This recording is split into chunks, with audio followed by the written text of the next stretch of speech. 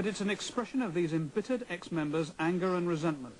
The lawyer they've retained, Lawrence Levy, has won similar cases against other religions. That's been displayed by the church. More lies, more subterfuge, more machinations that do everything except address the truth. What is the truth? If you join Scientology right up until yesterday, you've been defrauded. Mrs. Thea Greenberg is what Scientologists call a squirrel. She uses some of Hubbard's techniques for personal gain. So some Scientologists came to one of her meetings. All of a sudden they came up with their finger up on me in the middle, and on one of my friends stayed here, and I said, "You homosexual faggot!"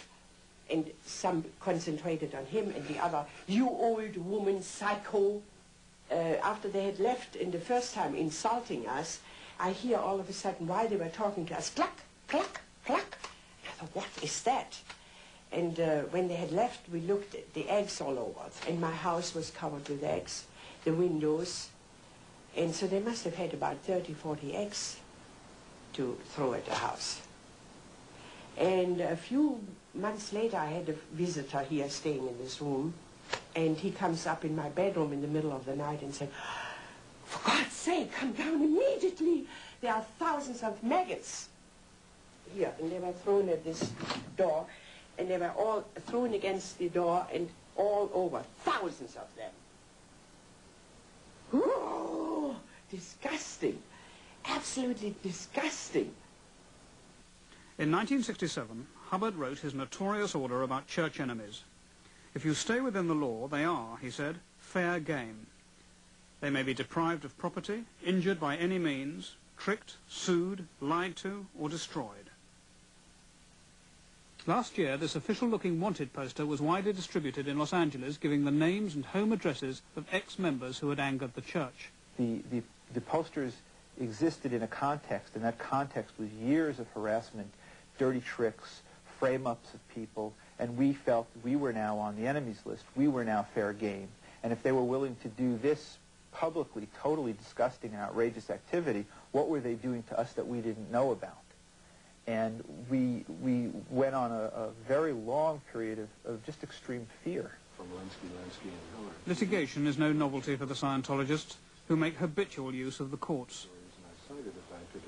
But the church says Lawrence Levy is a church-busting mercenary for representing its ex-members in the class action.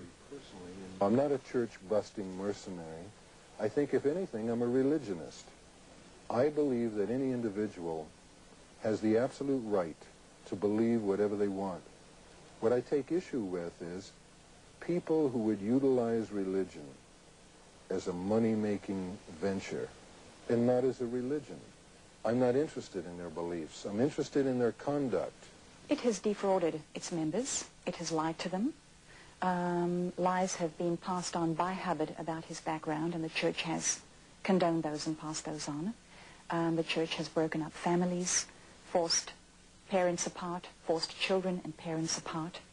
It has also broken the priest-penitent confidentiality practice quite severely. Do you feel you yourself were deceived by this church which you served for so long? Oh, definitely. On several counts. Every Scientologist is required to recruit new members.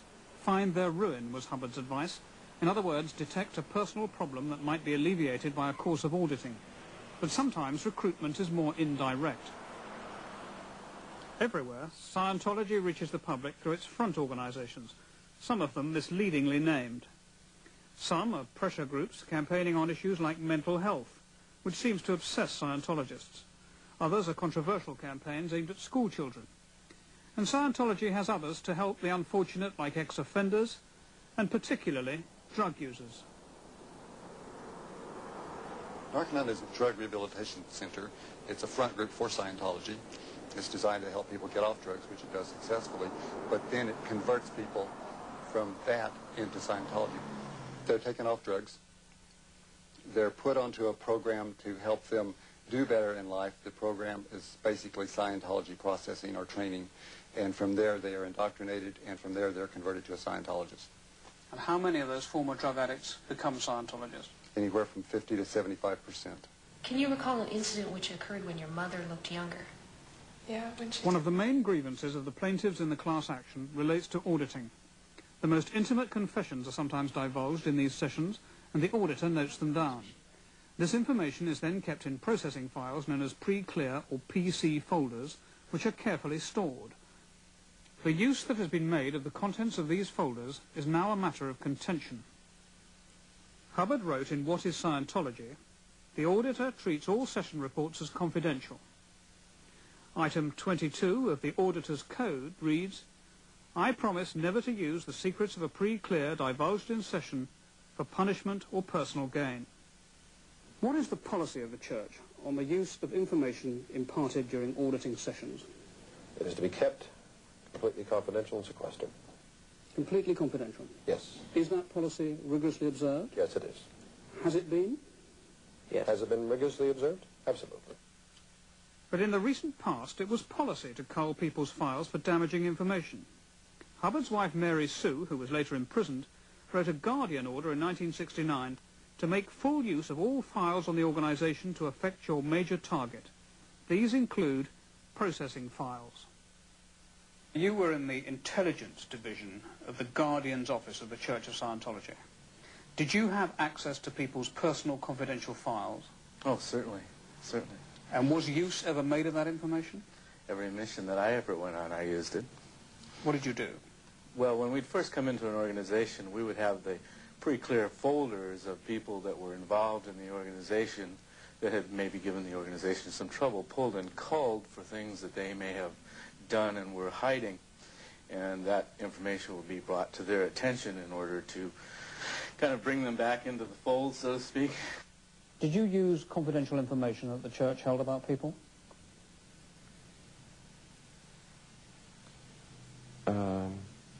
Yes. For example, that was used to get the extortion money with, a lot of times. Are you categorically denying that private information culled from PC folders has ever been disseminated to intimidate or blackmail ex-members of the Church of Scientology? Absolutely, because that can be verified in every court of law in the world, and it's just as simple as that. So there will be allegations that people want $1 billion. I understand that they want $1 billion, but they'll have to come up with some kind of documentation. There is none. There is none. Nada, as they say in Spanish, niente, as they say in Italian. There's nothing. But one of the class action plaintiffs has some widely circulated internal church documents that, she says, were seized by the FBI and authenticated in court. Here you have a file on a woman. The following data was gotten from this woman's folders. She had several self-induced abortions. She saw a psychiatrist for alcoholism problems. She has a drug history of Librium, Valium, Milltown's alcohol, LSD, opium, heroin, and many other things. That her son went to jail. And in another case here, a woman, it says here, her folders start in 1963. She masturbated regularly since she was 8 years old. She mentioned doing it once with coffee grounds and once had a puppy licker. When she lived in Greenwich Village, she claimed she screwed anything with pants. Now, this information was supplied in confidence in auditing sessions. You can believe it. The Church would say that it has wound up the Guardian's office, it has changed a lot of the practices that went on in previous years, it has now cleaned up its act. Is the Church of Scientology today a different organization from the one you left? It's worse. I know this because people come to me continuously and bring me the stories of the horrors that they're going through in present time up to even a few weeks ago. The Church has a history of every time they're called to account, they say, oh, that was in the past. We've dismissed those people. We don't do that anymore. It can be called a catechism of the Church. We don't do that anymore. They do it, and more. They'll do it as much as they can get away with.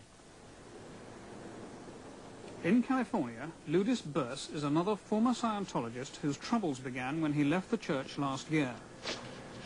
Several months after I got out, they started sending people around to get me to sign a confession. 2 and 3 of them at a time. One of them was this big guy, about 6'6", and I don't know, it just freaked me out. After you refused to sign the confession, what was the next stage? I got a phone call from a private investigator who worked for John Peterson, a Scientology attorney. And he said if I didn't come and meet with him to sign this confession, that he would go to the immigration authorities and get me kicked out of the country over some